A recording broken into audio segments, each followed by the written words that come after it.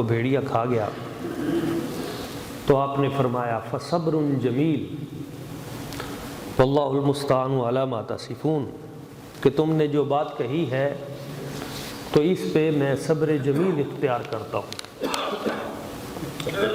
تو اس کا مطلب یہ ہوا کہ جب بھی زندگی میں کوئی مشکل مرحلہ آئے تو اس میں صبر جمیل اختیار کرنا ضروری ہے۔ صبر جمیل وہ ہوتا ہے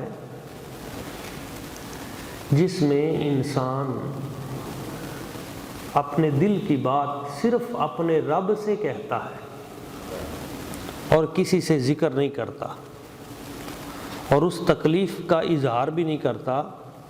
بے اختیار اظہار ہو جائے تو ہو جائے، لیکن وہ ہر ایک کے پاس جا کر اپنی تکلیف کا نہ اظہار کرتا ہے، نہ ہر ایک سے اس کا مداوع چاہتا ہے۔ اسے صبر جمیل کہا جاتا ہے، اور ان لوگوں کا اجر یوفی الصابرون اجرہم بغیر حساب، بے حساب اللہ انہیں اجر عطا کرتا ہے۔ آپ نے سوال کیا کہ آخر اگر اس بھیڑیے نے حضرت یوسف علیہ السلام کو کھایا ہے تو کپڑوں پہ کچھ نشان تو ہوتے اس کے پنجوں کے، تو اس وقت وہ بھائی خاموش ہو گئے۔ تو پھر آپ نے کہا کہ بھیڑیوں کو ڈھونڈ کے لاؤ، جس بھیڑیے نے یہ کام کیا ہے اسے تلاش کر کے لاؤ۔ تو نکلے تو ایک اور بھیڑیا پکڑ کے لے آئے، ایسے ہی کسی کو پکڑ کے لے آئے۔ تو آپ نے فرمایا بھائی اے بھیڑیے، میں تجھ سے پوچھتا ہوں، تو بتا تو نے واقعی میرے یوسف کو کھایا ہے؟ اللہ کریم نے اس بھیڑیے کو زبان عطا کی اور اس نے کہا حضور یہ کیسے ہو سکتا ہے؟ اللہ نے جانوروں پر حرام کر دیا ہے کہ وہ نبیوں کے جسموں کو تکلیف دینے کے لیے چھوئیں، تو ہمارے اوپر تو انبیاء کا وجود ویسے ہی حرام ہے۔ اچھا آپ نے فرمایا یہ بتا پھر وہ کہاں ہے؟ کہا جی جبریل آپ کے پاس آتے ہیں، آپ ان سے پوچھیں۔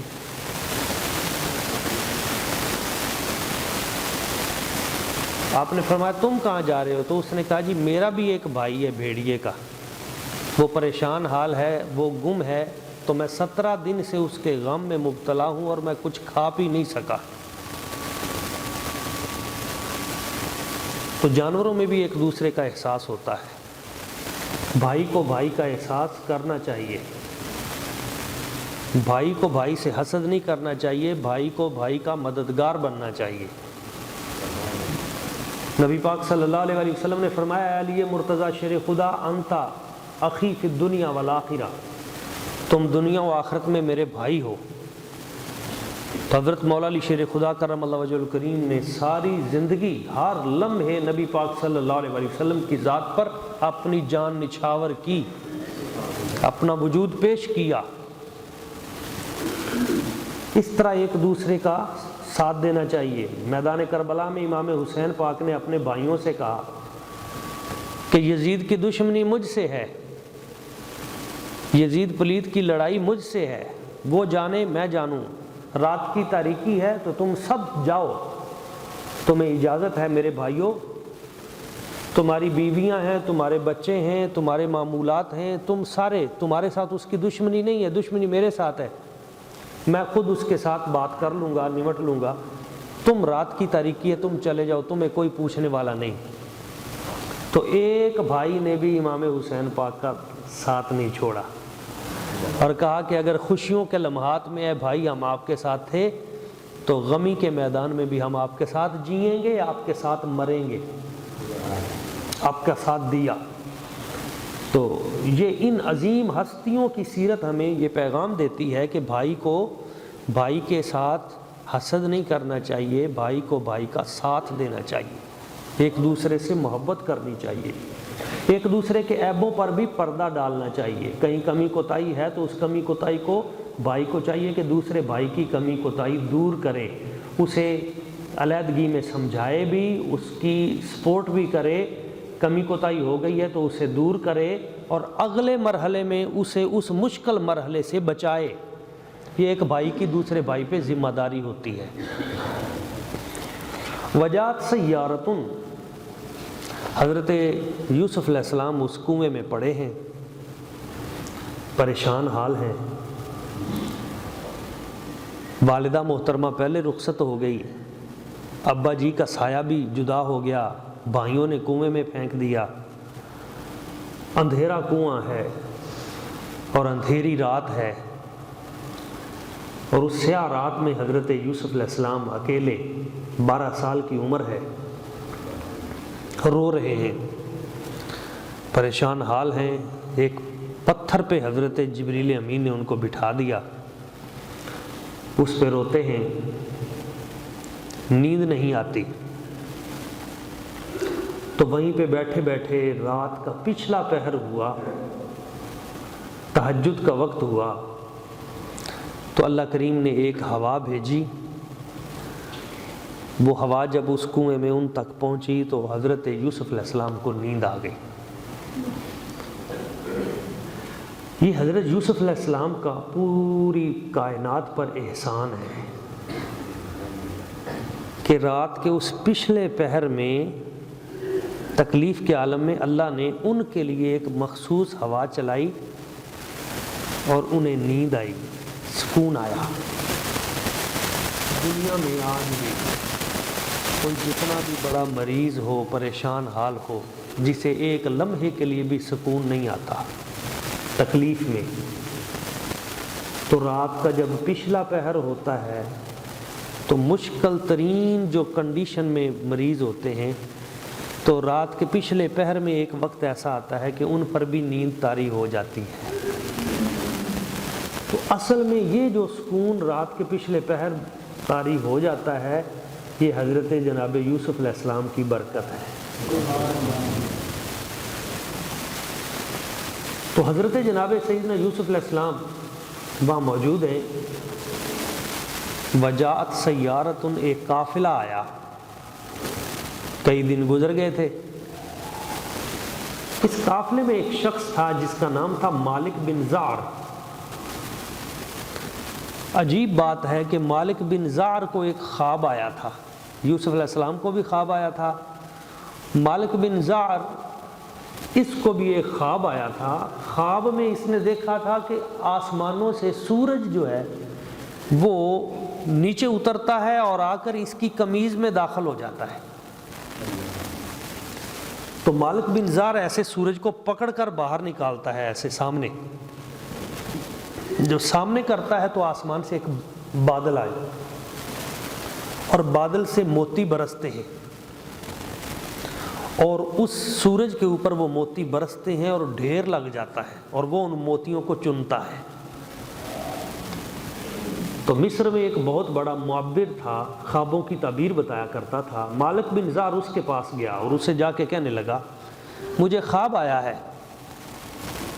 اس نے خواب تو تجھے آیا ہے پر میں فری نہیں بتاؤں گا، پیسے لوں گا۔ اس نے کہا پیسے دوں گا۔ اس نے کہا اتنے دینار؟ اس نے کہا دوں گا۔ اس نے کہا بتا کیا خواب ہے؟ اس نے کہا یہ خواب ہے۔ اس نے کہا تجھے مبارک ہو، ایک خدائی نعمت تجھے ملے گی، اللہ تعالیٰ کی طرف سے ایک خاص نعمت تجھے ملے گی۔ ایک بچہ، ایک لڑکا، وہ بڑی برکت والا ہوگا، اس کا وجود بڑا بابرکت ہوگا، وہ تیرے ہاتھ آئے گا اور جیسے ہی وہ تجھے ملے گا تو تجھ پر دولت کی بارش ہو جائے گی، اور قیامت تک تیری اولاد میں کبھی دولت ختم نہیں ہوگی، اتنی برکتیں ملیں گی تجھے۔ اس نے کہا یہ بھی بتا کہ وہ کس علاقے سے مجھے ملے گا؟ تو اس معبر نے دیکھ کر بتایا کہ وہ تجھے کنعان کے علاقے سے ملے گا۔ تو یہ وہاں سے چلا مصر سے اور کنعان کے علاقے میں آیا، کئی دن پھرتا رہا، پھر واپس چلا گیا، پھر آیا، پھر چلا گیا، سال میں 2 چکر لگاتا تھا۔ تو 50 سال گزر گئے، 50 سال گزر گئے اسے۔ تو پھر یہ ایک اور معبر کے پاس گیا، اس نے کہا بھائی اب جا، اب وقت قریب ہے، وہ تیرے خواب کی 50 سال پہلے جو تو نے دیکھا. اس کا مطلب ہے کبھی کبھی خوابوں کی تعبیر 50 سال کے بعد بھی ظاہر ہوتی ہے. تو اس کے 2 غلام تھے، ایک کا نام تھا بشیر، ایک کا نام تھا بشرا. تو وہ اپنے غلاموں کو ساتھ لے کر نکلا اور اس نے کہا کہ میں تجارت کے بہانے جاتا ہوں، لیکن تجارت نہیں، میں کسی اور تلاش میں ہوں. اگر وہ ہیرا مجھے مل گیا تو میں تم دونوں کو آزاد بھی کر دوں گا، اپنی آدھی دولت بھی تمہیں دے دوں گا، تمہاری شادی بھی کروں گا. باقی بھی اس نے. تو وہ ساتھ آئے. تو وہ قافلہ چلتا چلتا مدین کی طرف رستے میں قافلہ بھٹک گیا، اور بھٹکتا ہوا وہ کنان کی ان بستیوں میں آ گیا. جب یہاں آیا قریب تو مالک بن زار کو پیاس شدید لگی. اس نے اپنے دونوں غلاموں سے کہا جاؤ جا کے میرے لیے پانی تلاش کر کے لاؤ. انہوں نے کہا جی ادھر استاد جی ادھر پانی کہاں آئے گا، صحرا ہے. تو دور اس نے دیکھا کہ ایک جگہ پر پرندے اس طرح طواف کر رہے تھے. اس نے کہا وہ جگہ جہاں پرندے طواف کر رہے ہیں مجھے لگتا ہے کہ یہاں کنواں ہوگا، تم وہاں پہنچو. تو وہ چلتے چلتے اس کنویں پر پہنچے اور انہوں نے اس میں ڈول لٹکایا. جب ڈول لٹکایا، ڈول نیچے پہنچا تو جبریل امین نے حضرت یوسف علیہ السلام سے فرمایا اس ڈول میں بیٹھ جاؤ، باہر نکلو. تو حضرت یوسف علیہ السلام نے فرمایا کیا میں اس ڈول سے مدد لوں؟ فرمایا نہیں، مدد نہیں، یہ اللہ تعالیٰ کا حکم ہے، آپ اس میں بیٹھو. تو حضرت یوسف علیہ السلام اس میں بیٹھے اور فرمانے لگے کہ اب کیا ہوگا؟ تو جبریل امین نے فرمایا اب تمہیں اپنی قیمت کا پتہ چلے گا. تو آپ بڑے حیران ہوئے.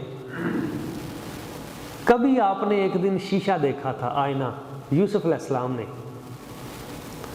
اور اس آئینے میں جب اپنا عکس دیکھا تو خیال ایک پیدا ہوا کہ اللہ نے مجھ میری اگر کائنات میں قیمت لگے تو کتنی لگے گی. تو اس خیال کی نفی کرنا مقصود تھی. جب باہر نکلے اس ڈول میں بیٹھ کر فارسلوا واردہم فادلی دلوا قال یا بشرا ھذا غلام. تو وہ جو بشیر تھا نکالنے والا، دوسرے غلام کا نام بشرا تھا. تو بشیر نے جب باہر نکالا ڈول تو دیکھا تو اس میں ایک بڑا حسین و جمیل چہرہ ایک بچہ اس میں بیٹھا ہوا ہے ڈول میں. تو اس کی چیخ نکلی خوشی سے اور کہنے لگا یا بشرا ھذا غلام. دوسرے سے کہنے لگا اے بشرا یہ بچہ تو دیکھو، ھذا غلام، اس خوبصورت بچے کو دیکھو. انہوں نے جلدی جلدی حضرت جناب یوسف علیہ السلام کو لیا، اور اس قدر اللہ کریم نے آپ کو وجاہت عطا کی تھی کہ ان کو پریشانی ہوئی کہ کہیں یہ دولت ہم سے چھن نہ جائے. تو آپ کے اوپر انہوں نے جلدی جلدی چادریں لپیٹی اور جلدی جلدی حضرت یوسف علیہ السلام کو پکڑ کر مالک بن زار کے پاس پیش کیا. مالک بن زار نے دیکھا تو سمجھ گیا. وَأَسَرُّوهُ بِضَاعَةً. اللہ تعالیٰ فرماتا ہے کہ انہوں نے اپنی جو جمع پونجی تھی، مال تھا، اس کے اندر حضرت یوسف علیہ السلام کو چھپا دیا. جب اس میں چھپایا تو ادھر سے آپ کے جو بھائی تھے وہ روزانہ اس کنویں میں دیکھنے آتے تھے، روزانہ دیکھنے آیا کرتے تھے. ایک دن تو وہ جو یہودا تھا اس نے باقی بھائیوں کو قائل بھی کر لیا کہ ہم اپنے والد صاحب کی بد دعا لیں گے، ان کو تکلیفیں دے رہے ہیں، وہ رو رہے ہیں. جس دن سے حضرت یوسف ان سے جدا ہوئے ہیں انہوں نے کوئی چیز کھائی پی نہیں، کھانا پینا انہوں نے ترک کر دیا ہے. اور ایک انہوں نے کمرہ بنا لیا تھا جس کا نام تھا بیت الحزن، غم کا کمرہ. تو وہ اس میں سجدے میں پڑے رہتے ہیں اور ہر وقت روتے رہتے ہیں. تو ہم کیوں اپنے باپ کو اتنی تکلیف دیتے ہیں؟ تو ایک دن ان بھائیوں کا پروگرام بن گیا کہ جا کے واپس لے آتے ہیں، کیونکہ وہ دیکھتے تھے کہ کنویں میں ہے. تو رستے میں جب اس طرف چل رہے تھے تو رستے میں شیطان آ گیا، اور شیطان نے ان بھائیوں کو کہا کہ کس کام پہ نکل پڑے ہو، لینے کے لیے جا رہے ہو؟ انہوں نے کہا او نہ یہ کام نہ کرنا، پہلے ہی لوگ کہتے ہیں کہ تم جھوٹے ہو، اب اگر نکال کے باہر لے آئے تم تو بھیڑیے نے کس کو کھایا تھا؟ وہ جو خون جو ہے لگایا تھا تم نے قمیض پہ وہ کس کا لگایا تھا؟ تمہارا جھوٹ تو ثابت ہو جائے گا، تو ساری زندگی تم اس کا تو چھوڑو جاؤ۔ تو یہ شیطان لعین ہے، بندہ جب نیکی کے رستے پہ نکلتا ہے تو یہ آگے سے کسی نہ کسی طریقے سے آ کے بندے کو گمراہ کرتا ہے۔ تو اس کا علاج کیا ہے کہ بندہ اپنی زبان پہ ہر وقت لا حول ولا قوت الا باللہ العلی العظیم پڑھتا رہے، لا حول ولا قوت الا باللہ العلی العظیم۔ اور ایک نسخہ آپ کو اور بتا دوں، اگر آپ یہ چاہتے ہیں کہ 24 گھنٹے تک شیطان کی دسترس سے آپ محفوظ رہیں، تو صبح جب اٹھا کریں، اٹھ کر مسجد میں آیا کریں تو 11 مرتبہ یا عزیز یا حفیظ، یا عزیز یا حفیظ، یا عزیز یا حفیظ یہ پڑھ لیا کریں، انشاءاللہ تعالی آپ پورا دن شیطان کی دسترس سے محفوظ رہیں گے۔ اور ایک اور بھی آپ کو نسخہ دے دوں، جب آپ گاڑی پہ بیٹھیں، بائک پہ بیٹھیں، کسی سواری پہ بیٹھیں، سفر کریں، تو گاڑی چلانے سے پہلے آپ اس پہ بیٹھ کر 11 مرتبہ یا عزیز یا حفیظ، یا عزیز یا حفیظ یہ پڑھ لیا کریں، انشاءاللہ تعالی اللہ تعالیٰ آپ کو ایکسیڈنٹ سے اور فتنوں سے محفوظ رکھے گا۔ تو حضرت جناب یوسف علیہ السلام، ان کو بھائیوں نے نکالا تو نہیں لیکن روزانہ دیکھتے تھے، تو اس دن آ کے انہوں نے دیکھا تو وہاں نہیں تھے، تو سمجھ گئے کہ بھائی کسی نے ڈول لٹکایا ہوگا، اس میں سے باہر نکل آئے ہیں۔ تو انہوں نے کہا وہ قافلہ ایک کھڑا ہے، ضرور انہوں نے نکالا ہوگا، تو کہیں ادھر ہمارے والد صاحب کو دے نہ دے، ہمارا جھوٹ پھر نہ پکڑا جائے۔ تو وہ بھاگے قافلے کے پاس آئے، اور قافلے والوں کو انہوں نے آ کے کہا کہ اے قافلہ والو، ہمارا ایک غلام گم ہو گیا ہے، ہمارا ایک خادم جو ہے، بھائی نہیں کہا، ہمارا ایک غلام گم ہو گیا ہے، تو تمہارے پاس ہے؟ اگر تمہارے پاس نکل آیا تو ہم تمہارا وہ حشر کریں گے، تم یاد کرو گے۔ تو ساتھ تلاشی لینی شروع کر دی، تو ان قافلے والوں کو پتہ چل گیا، مالک بن زار کو، کہ بھئی یہ تو تلاش کر لیں گے۔ تو اس نے کہا ہاں ہے، یہ نکال کے دے دیا۔ جب دیا تو انہوں نے پھر اور سختی کی حضرت یوسف علیہ السلام کے ساتھ، اور کہا تم ہمارے مالک، تم ہمارے غلام ہو۔ آپ خاموش رہے اور آپ نے اقرار کیا۔ تو آپ جو اقرار کر رہے تھے کہ میں غلام ہوں، تو آپ اللہ تعالیٰ کا اعلان کر رہے تھے کہ میں اللہ تعالیٰ کا غلام ہوں۔ تو انہوں نے قافلے والے سے کہا، اس مالک بن زار سے، کہ ہم اسے بیچنا چاہتے ہیں، تم خریدو گے؟ اس نے کہا کیا لوگے؟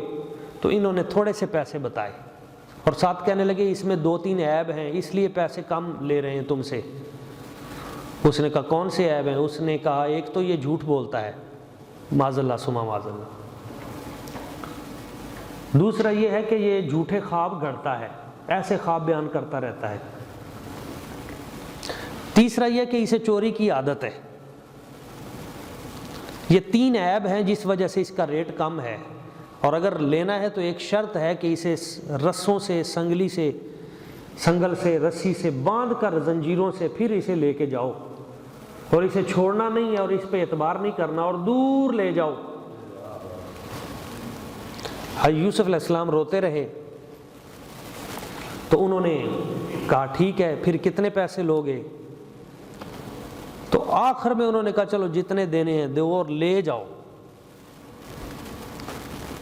تو 20 کھوٹے سکے انہوں نے دیے، ایک روایت میں 12، ایک میں 20 کھوٹے سکے، وہ بھی جو چلنے والے نہیں تھے، دراہیم بخسن دراہیم معدودہ، نکمے کھوٹے سکے۔ اس میں ایک سبق ہے ہمارے لیے کہ کبھی بھی اپنے آپ کو قیمتی مت سمجھو، قیمتی نہ سمجھو، اور خود نفسی اس سے ہمیشہ بچو۔ خود نفسی کا کیا مطلب ہوتا ہے؟ اپنے آپ کو دیکھتے رہنا، اپنی ویلیو بیان کرتے رہنا، میں بڑی چیز ہوں، میری بڑی قدر و قیمت ہے، یہ جو کام چل رہے ہیں میری وجہ سے چل رہے ہیں، یہ جو گھر چل رہا ہے یہ میری وجہ سے چل رہا ہے، یہ جو نظام ہے میں اس کی وجہ ہوں، تو کیا ہے بھائی؟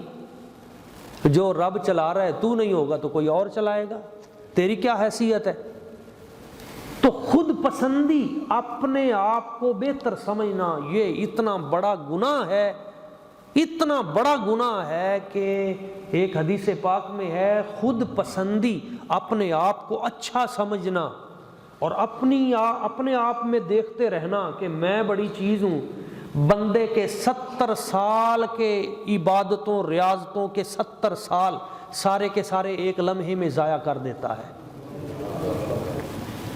یہ سورہ یوسف کا درس ہے کہ اپنے آپ کو اچھا نہ سمجھو ورنہ سب کچھ ضائع ہو جائے گا۔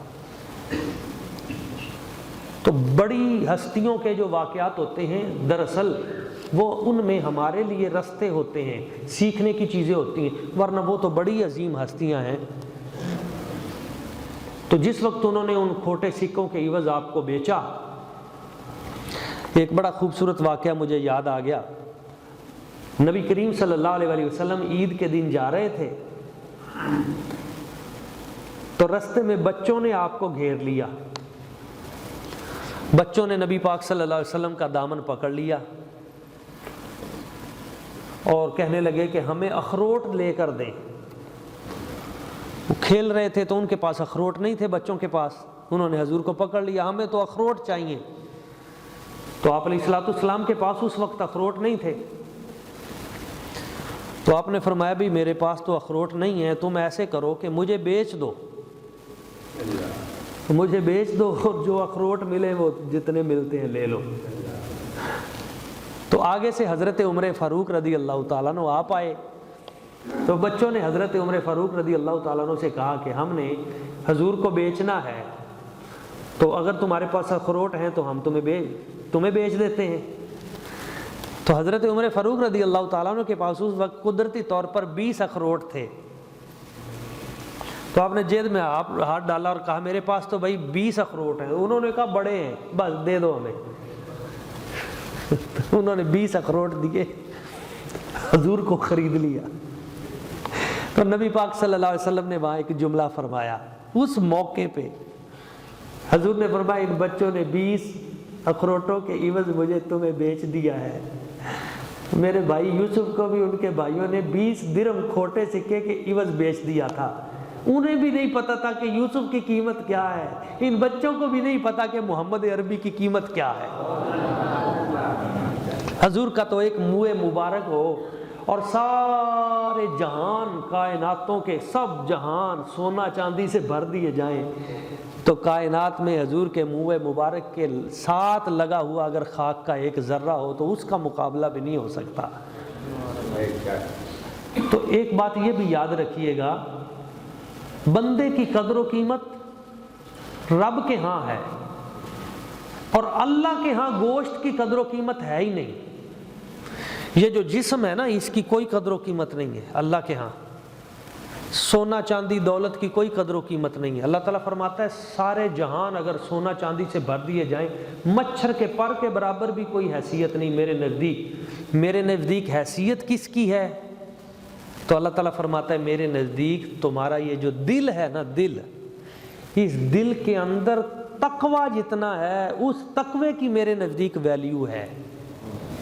میں تمہارے وجود نہیں دیکھتا، ان اللہ تعالیٰ لا ينظر الی صورکم، اللہ تعالیٰ تمہاری صورتیں نہیں دیکھتا بلکہ ينظر الی قلوبکم، وہ تو تمہارے دل دیکھتا ہے۔ اور اللہ کے ہاں عزت اور ویلیو کس کی ہے؟ ان اکرمکم عند اللہ اتقاکم، تم میں رب کے ہاں سب سے بڑا عزت والا وہ ہے جو سب سے بڑا متقی ہے۔ تو تقوی اختیار کریں، متقی بن جائیں، رب کی بارگاہ میں جھک جائیں، دل کو جھکا دیں، دل کو صاف کر کے رب کی بارگاہ میں سجدہ ریز ہو جائیں، بندے کی ویلیو خود بخود بن جاتی ہے۔ تو مالک بن زار نے وہ چند سکوں کے عوض خرید لیا اور اپنے مال میں چھپا لیا۔ تو چند چیزیں ایسی ہیں جن کو کسی میں چھپایا گیا ہے، جیسے یوسف میں انہوں نے چھپا لیا۔ اسی طرح آپ دیکھیں کہ نمازوں کو اللہ تعالیٰ نے صلاۃ وسطیٰ میں چھپا دیا، حافظوا علی الصلوات والصلاۃ الوسطیٰ، سب نمازوں کی حفاظت کرو، لیکن عصر کی نماز کی خاص تو نمازیں جو ہیں وہ بھی چھپا دی گئیں صلاۃ وسطیٰ میں۔ اسی طرح اللہ تعالیٰ نے اسم اعظم کو اپنے اسماء میں چھپا رکھا ہے۔ اللہ تعالیٰ کے جو نام ہیں نا، ان ناموں میں ایک نام ایسا ہے، ویسے تو رب کے سارے نام ہی اسماء اعظم ہیں، لیکن ایک نام ایسا ہے جس کو پڑھ کر جو دعا کی جائے وہ قبول ہے۔ اور وہ کون سا نام ہے؟ وہ ان اسم اعظم جو اللہ تعالیٰ کے ہیں ان میں چھپا ہوا ہے۔ وہ نبیوں کو پتہ ہے یا ولیوں کو پتہ ہے، نیکوں کو پتہ ہے۔ اور تیسرا، اللہ تعالیٰ نے اپنے ناموں کو اپنے اسم اعظم اپنے ناموں میں چھپا رکھا ہے، اپنے ولیوں کو اپنے بندوں میں چھپا رکھا ہے، ان کا پتہ نہیں چلنے دیتا۔ اور چوتھی چیز، قبولیت کی گھڑی کو جمعے والے دن میں چھپا رکھا ہے۔ قبولیت کی ایک گھڑی ہے، اس وقت جو دعا کی جائے قبول ہے، اور وہ جمعے والے دن ہے۔ جمعے والے دن وہ کون سا لمحہ ہے وہ نہیں بتایا جا سکتا، ہاں ایک اشارہ آپ کو بتا دیتا ہوں، اس سے آپ کو اندازہ ہو جائے گا کہ جمعے والے دن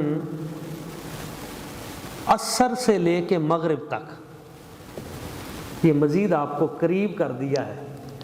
جمعے والے دن عصر سے لے کے مغرب تک وہ ایک منٹ، ایک لمحہ ایسا آتا ہے، اس ایک لمحے میں جو دعا کی جائے وہ قبول ہے۔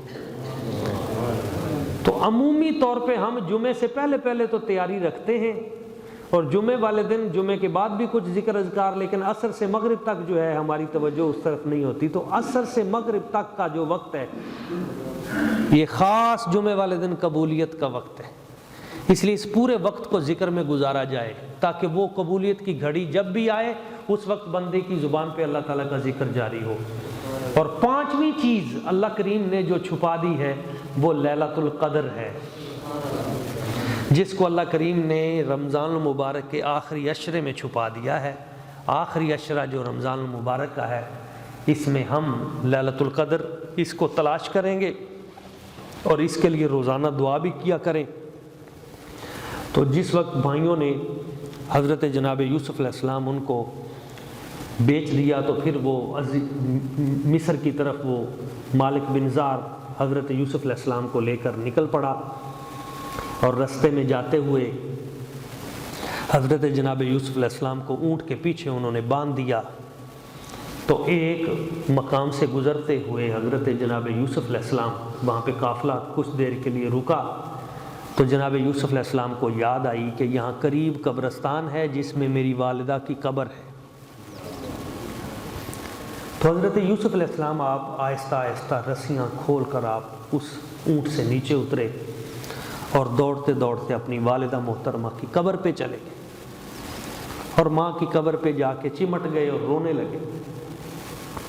جس کا باپ بھی جس سے جدا ہو چکا ہو اور بھائیوں نے اتنا ظلم کیا ہو اور پھر ماں کی قبر ہو، تو پھر اس کیفیت کو لفظوں میں کیسے بیان کیا جا سکتا ہے؟ آپ رو رہے ہیں اور اپنا غم بیان کر رہے ہیں۔ ماؤں کی عزت کیا کریں، باپ کی عزت کیا کریں، یہ وہ نعمتیں ہیں جن کی قدر و قیمت کا پتہ اس وقت چلتا ہے جب یہ نعمتیں سر سے جدا ہو جاتی ہیں، جب یہ دولتیں بندے سے چھن جاتی ہیں، پھر ان کی قدر و قیمت کا پتہ چلتا ہے۔ ان کے چہرے کو دیکھنے سے حج کا ثواب ملتا ہے، وہ اگر چہرہ تمہارا دیکھیں تو عمرے کا ثواب ملتا ہے۔ ان کے قریب بیٹھنے سے اللہ تعالیٰ کا قرب حاصل ہوتا ہے، اور والدین کی دعائیں بندے کے لیے وہ عرش اعظم چیر کر رب کی بارگاہ میں پہنچ جاتی ہیں۔ بہت ساری برکتیں ہیں، ولایت کے بہت سارے درجے ہیں جو ماں باپ کی اطاعت میں اور ماں باپ کی خدمت میں چھپے ہوئے ہیں۔ تو ہمیں چاہیے کہ ہم اس مرحلے کا بھی خیال رکھیں۔ تقریر ختم ہو گئی گفتگو، لیکن میں ایک پیغام دینا چاہتا ہوں کہ نبی پاک صلی اللہ علیہ وآلہ وسلم حضور کے ایک صحابی تھے، تو سرکار فرماتے ہیں کہ میں نے خواب میں دیکھا کہ میرا یہ غلام جنت کی سیر کر رہا ہے اور جنت میں قرآن پڑھ رہا ہے، جنت الفردوس میں تلاوت کرتا ہے، اور اس کی تلاوت سے، اس کے قرآن پڑھنے سے پوری جنت جو ہے اس کا حسن بڑھ گیا۔ تو سرکار صلی اللہ علیہ وسلم نے پوچھا تم کیا کرتے ہو؟ اس صحابی رسول سے پوچھا بھئی کون سا عمل کرتے ہو؟ تو انہوں نے عرض کیا یا رسول اللہ صلی اللہ علیہ وسلم میں ایک عمل کرتا ہوں، نماز آپ کے پیچھے پڑھتا ہوں، نماز پڑھتے ہی سیدھا اپنی ماں کی بارگاہ میں حاضری دیتا ہوں، اور میری ماں جو ہے وہ گونگی ہے، وہ بول نہیں سکتی، تو مجھے پتہ ہے میری ماں بول نہیں سکے گی، میں اس کے سامنے جا کے بیٹھ جاتا ہوں اور ماں کی آنکھوں کی طرف دیکھتا رہتا ہوں، اور جیسی ماں اشارہ کرتی ہے مجھے یہ چیز چاہیے تو میں جلدی جلدی اٹھا کے وہ چیز پیش کر دیتا ہوں، تو جب وہ چیز پیش کرتا ہوں ماں وہ چیز استعمال کرتی ہے، پانی پیتی ہے، کھانا کھاتی ہے، تو پھر کچھ دعا کرتی ہے، گونگی ہے مجھے سمجھ تو آتی نہیں، تو فرمایا وہ تیری ماں یہی دعا کرتی ہے میرے بیٹے کو یا اللہ جنت الفردوس کا قاری بنا دے۔ تو کوئی مسجد کا قاری ہے، کوئی کسی مدرسے کا قاری ہے، یہ وہ صحابی ہے جو جنت الفردوس کا قاری ہے، اور حضور نے فرمایا اس کو یہ برکت ملی اس وجہ سے ہے کہ یہ اپنی ماں کی خدمت کرتا ہے۔ تو ماں کی خدمت، باپ کی خدمت، یہ بندے کو ولی بنا دیتی ہے۔ آج کے اس درس میں تو جس وقت بھائیوں نے دیکھا، جس وقت تو قافلے والوں نے دیکھا کہ حضرت یوسف علیہ السلام نہیں ہے، تو مالک بن زار نے بندے پیچھے دوڑائے، اور دوڑتے دوڑتے انہوں نے دیکھا تلاش کرو تو قبرستان میں والدہ کی قبر کے اوپر وہ لیٹے ہوئے تھے۔ یوسف علیہ السلام تو ان کو وہاں سے اٹھا کے لائے، اور ان میں ایک بدبخت شخص تھا جس نے حضرت یوسف علیہ السلام کو تھپڑ مار دیا، اور اس نے سمجھا کہ یہ واقعی کوئی غلام ہے جو خریدا گیا ہے، تو یہ بھاگ گیا ہے، تو بھاگا ہوا سمجھ کر اس نے تھپڑ مارا، تو آپ کو تکلیف ہوئی، لیکن اس کے ساتھ ہی اس کا وہ جو ہاتھ تھا جس نے اس نے تھپڑ مارا تھا، اس کا ہاتھ سارا سن ہو گیا، اور وہ بازو اس کا سارے کا سارا اس میں فالج ہو گیا، اور اس پورے کے پورے قافلے کے اوپر اتنے آنڈے جتنے بڑے بڑے اولے یہ پڑنے شروع ہو گئے، اور لوگ مرنے شروع ہو گئے۔ تو اس وقت مالک بن زار نے قسم دے کر کہا کہ بتاؤ ہوا کیا ہے، یہ عذاب کیوں اچانک آیا ہے؟ تو اس شخص نے کہا کہ ہمارا ایک ملازم ہے جس نے حضرت اس بچے کو تھپڑ مارا ہے۔ تو مالک بن زار دوڑا دوڑا آیا اور اس نے حضرت یوسف علیہ السلام سے معافی مانگی، آپ کے پاؤں پکڑے اور معافی مانگی، اور کہا غلطی ہو گئی، اس کو پتہ نہیں تھا کہ آپ کون ہیں، آپ معاف کر دیں۔ تو حضرت یوسف علیہ السلام آپ مسکرائے، خوش ہوئے، اور آپ کا خوش ہونا تھا کہ ساتھ ہی وہ بادل سارے کا سارا چلا گیا۔ اس میں ایک پیغام ہے کہ اللہ کے نیک بندوں کو، اللہ کے ولیوں کو، اہل علم کو، نیکوں کو کبھی تنگ نہ کریں، ان کی بد دعا نہ لیں، ان کی بد دعائیں تباہ و برباد کر دیتی ہیں۔ ہمیشہ یہ بات پیش نظر رہے۔ یہ ہمارا ایک چک ہے، میرے دادا جی نے وہاں 60 سال امامت و خطابت کی، 93 سکسار۔ اس کی کالونی میں ایک شخص تھا اور وہ اپنے آپ کو چودھری سمجھتا تھا۔ وہاں پہ ایک امام صاحب ہوتے تھے، اب تو وہ بھی فوت ہو گئے، سادہ امام صاحب تھے، سادہ مولوی صاحب تھے، درویش آدمی تھے، جماعت کرایا کرتے تھے۔ تو وہ جو چودھری تھا نا، ایک دن اس نے امام صاحب کو کوئی بات کہی، تو امام صاحب نے، جیسے لوگ ایسے امام کو بھی کہہ دیتے ہیں بھئی یہ کرو وہ کرو، کوئی ذاتی کام کہا، انہوں نے نہ مانا۔ اس چودھری کو بڑا غصہ آیا، اور اس نے جا کے وہ جو امام صاحب تھے، مولانا امین صاحب ان کا نام تھا، تو ان کے تھپڑ مارا۔ تو وہ رونے لگے، روتے روتے وہ مسجد میں چلے گئے۔ تو پتہ نہیں انہوں نے کیا کہا، لیکن اس کے اس ہاتھ کو فالج ہو گیا چند دن بعد، اور پھر وہ فالج پورے جسم کو ہو گیا، اور پھر اس کا ہلنا جلنا اس بندے کا قاصر ہو گیا، اور پھر حتیٰ کہ اس کے بچوں نے بھی اس کو نکال دیا، اور پھر وہ باہر ایک چھوٹی سی ایسی ہوتی تھی پیڑھی سی، اس کے اوپر وہ بیٹھا رہتا تھا، پڑا رہتا تھا اور مانگتا رہتا تھا، اور لوگ اس پہ تھوک کے چلے جاتے تھے، اور زندگی کے کوئی 40 سال اس نے اس طرح ذلت میں گزارے، اور پھر مرا۔ اب وہ بندے جانتے تھے کہ اس کو سزا کس چیز کی ملی ہے، تو کبھی بھی کسی کا اس طرح دل نہ دکھائیں، کسی کو تکلیف نہ دیں، کسی نیک صالح بندے کے ساتھ ایسا نہ کریں کہ کبھی وہ مجبور ہو کر آپ کے خلاف بد دعا دے دے، کیونکہ جب اس کے منہ سے بد دعا نکلے گی تو آپ کی دنیا بھی خراب ہو جائے گی، آپ کی آخرت بھی خراب ہو جائے گی۔ پھر یہاں سے حضرت یوسف علیہ السلام کا سفر مصر کی طرف شروع ہوا، اور وہاں جا کے پھر منظر بدل گیا۔ کل انشاءاللہ تعالی ہم اس پہ گفتگو کریں گے کہ پھر تخت مصر پہ حضرت یوسف علیہ السلام کیسے بیٹھے اور پھر اگلے مرحلے کیسے پیش آئے، وہ بہت دلچسپ اور بہت اس میں بھی اسباق ہیں۔ اللہ تعالی ہمیں ان باتوں پہ عمل کی توفیق عطا فرمائے۔ اللہ